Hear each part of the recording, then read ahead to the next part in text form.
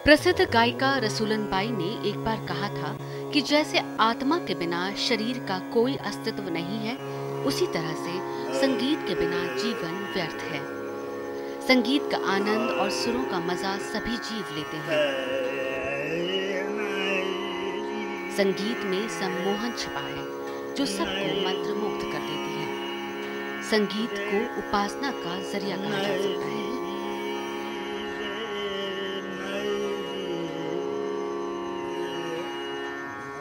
बिहार की माटी में भी संगीत पूरी तरह से घुली हुई है। यही वजह है कि यहाँ पर संगीत नृत्य के क्षेत्र में प्रतिभाओं की कोई कमी नहीं रही।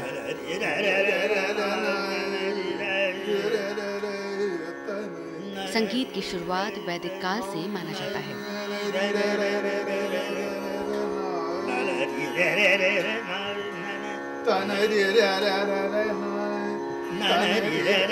संगीत को मुक्ति का मार्ग बताने वाले प्राचीन ऋषि याज्ञवल्क्य बिहार के ही थे।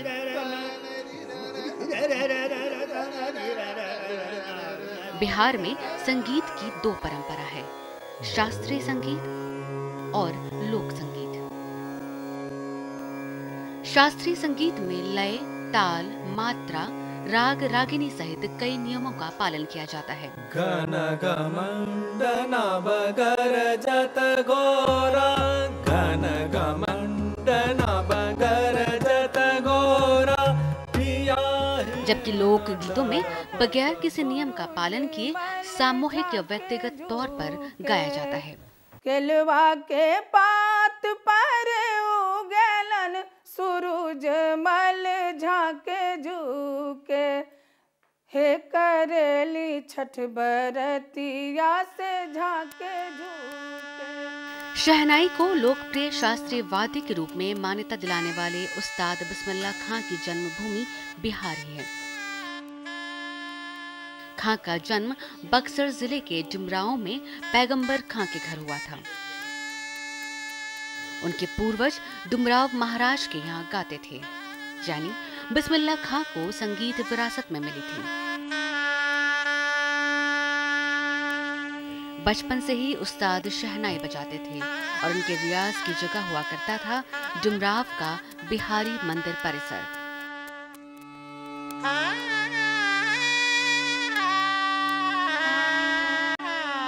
बिस्मिल्लाह खां का जन्म डुमरांव में ही हुआ था। वो जब 8 वर्ष के थे तो यहाँ से अपने मामू के यहाँ बनारस चले गए थे, लेकिन जब तक डुमरांव में रहे यहीं बिहारी जी के प्रांगण में वो शहनाई अपने पिता के साथ बजाया करते थे।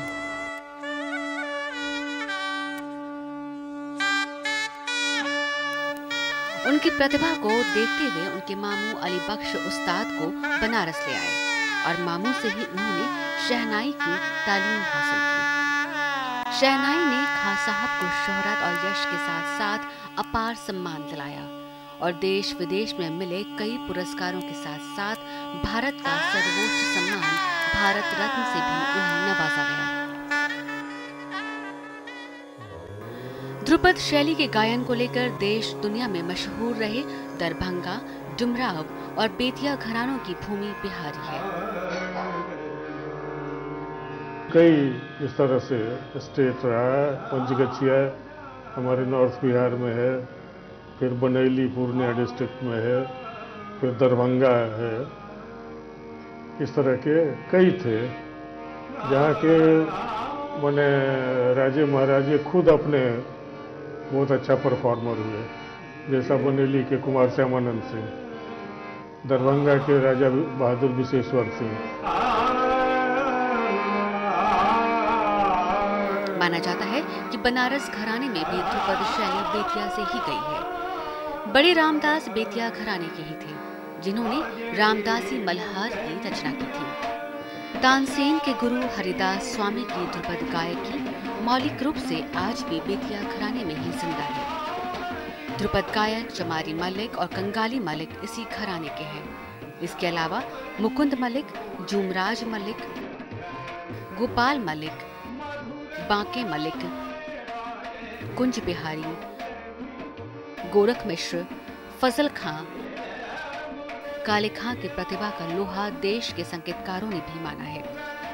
बेतिया घराने के इंद्र किशोर मिश्र ने भी ध्रुपद गायन के क्षेत्र में खास मुकाम हासिल किया है। बेतिया घराने की लोकप्रियता इसी बात से समझी जा सकती है कि कभी शिक्षा हासिल करने यहाँ पश्चिम में उत्तर प्रदेश से और पूर्व में बंगाल के ध्रुपद संगीतकार आते थे।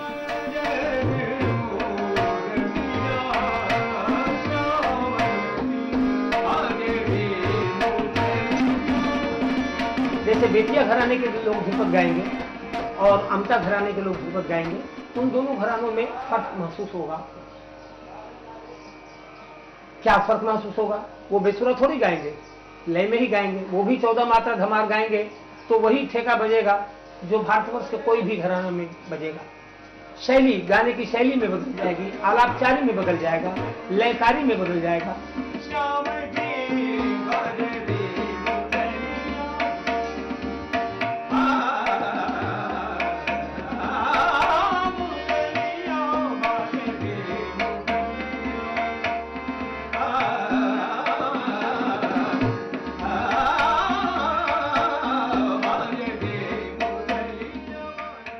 ध्रुपद शैली में गायन के क्षेत्र में दरभंगा के आमता घराने का भी अहम योगदान रहा है।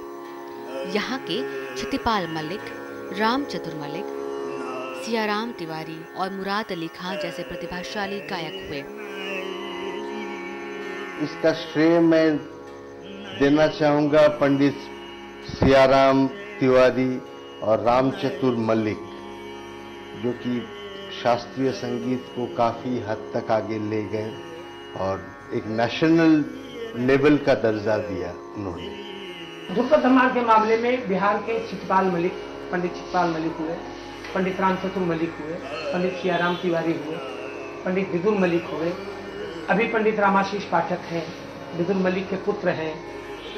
ये लोग भारतवर्ष को ही नहीं, विश्व स्तर के गायकों में अपना जगह बनाया, प्रचार किया, इन बानियों का प्रचार किया, क्योंकि ये बानी सिर्फ बिहार में गाए जाते हैं। बाहर के लोग बिहार के कलाकारों से सीखेंगे तभी गा सकते हैं। तो ये यहाँ की खासियत रही है।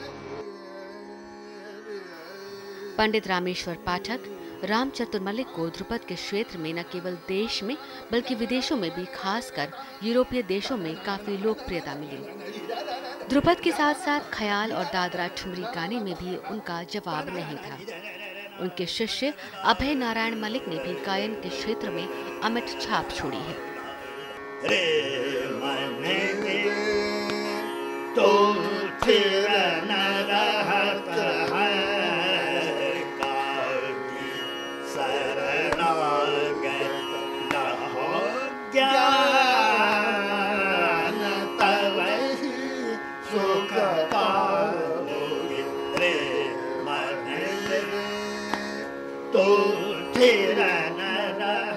1930 में मेरे ग्रैंडफादर लेट पंडित रामचतुर मलिक लंदन में सवाई होटल में 1 महीना दरभंगा महाराज के साथ थे।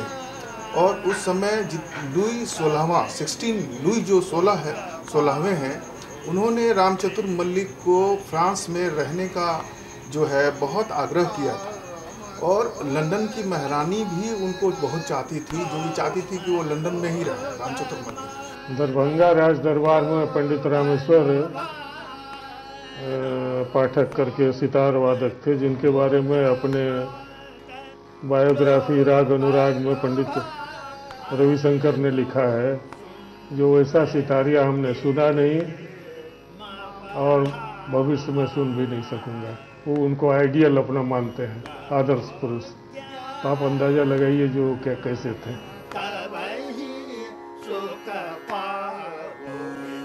डुमरांव घराना भी अपने जमाने में काफी प्रसिद्ध रहा है और एक समय यहाँ से भी कई बड़े संगीतकार और गीतकार निकले हैं। ये घराना भी सदियों से ध्रुपद गायकों का केंद्र रहा है। पंडित घनारंग दुबे इसी घराने के सबसे विख्यात गायक हुए। घनारंग जी ने ध्रुपद, धमार, चतुरंग, सरगम जैसी कई रचनाएं की। घनारंग दुबे जी के शिष्य बच्चू दुबे की प्रतिभा को देखते हुए तत्कालीन डुमराव महाराज ने उन्हें दरबार में प्रतिष्ठित किया। डुमराव के लोग उन्हें तानसेन कहकर आदर देते थे। किसी भी संगीत का आधार उसका लोकगीत होता है और लोक संगीत के क्षेत्र में भी बिहार काफी विकसित रहा है। यही वजह है कि बच्चे के पैदा होने से लेकर जीवन के सभी अहम पड़ाव पर गीत गाए जाते हैं।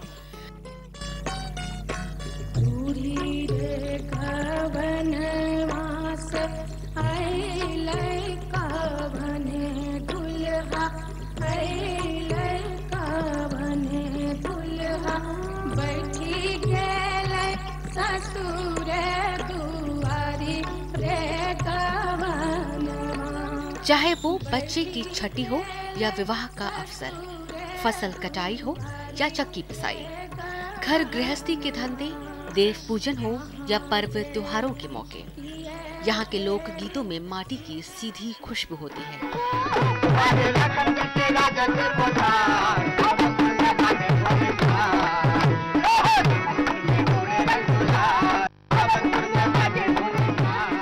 उसमें दिमाग नहीं बोलता, दिल की पुकार होती है। यहाँ के लोक गीतों को 4 भागों में बांटा जा सकता है। संस्कार जैसे शादी ब्याह, मुंडन आदि, श्रम परिहार जैसे कटाई बुआई के समय गाया जाने वाला गीत, तीज त्योहार के गीत, यहाँ के हर एक पर्व त्योहार का अपना संगीत होता है जैसे छठ और तीज, और चौथा मौसम के गीत जैसे सावन और फागुन के गीत। बिहार का लोक संगीत काफी रिच है। खास तौर से यहाँ की जो छठ के अवसर पर जो संगीत हम सुनते हैं और शादी ब्याह के अवसर पे और होली के अवसर पे जो गीत वगैरह गाया जाता है, मुझे लगता है कि ये विश्व भर में प्रसिद्ध है और ये इतना पॉपुलर है। आज तो बिहारी लोकगीत जो है फिल्मों में भी काफी धूम मचा रहा है।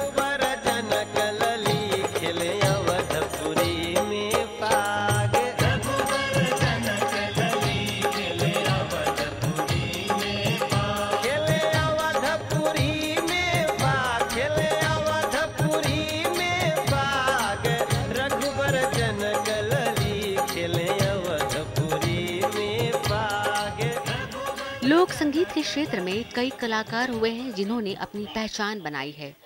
विंध्यवासिनी देवी के लोकगीत आज भी लोकप्रिय हैं।